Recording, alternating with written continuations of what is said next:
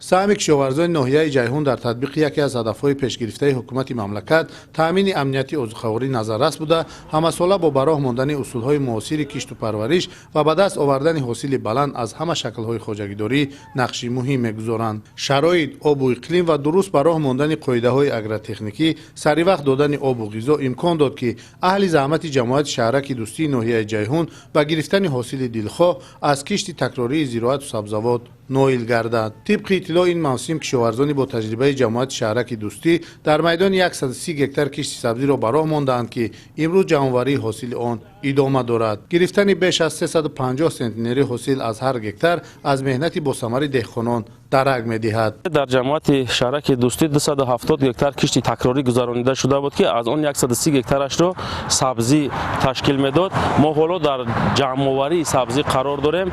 این حال سبزی ما با نرخ 1 سوم 50 درم با فروش برآورده ایستاده است. حاصل خوب است. در کشت تکراری در برابر سبزی باز مکای دان، پمیدور، بادرنگ و لوبیاگی ها کشت کرده شده بود که حالا موسم جمع‌آوری رفته ایستاده است. این زمان که جمع‌آوری حاصل سبزی در حدود جماعت شهرک دوستی جریان دارد، صاحبکاران دسترنج دهقانان را خریداری کرده وارد بازارهای استعمالی می‌گردانند. حاصل امساله سبزی کشاورزان را هوسمند گردانیده مقصد دارند در مرحله‌های بعدی میدان کشت این سبزوات را وسیع و نشاندادهای استحصالی را نیز بلند بردارند.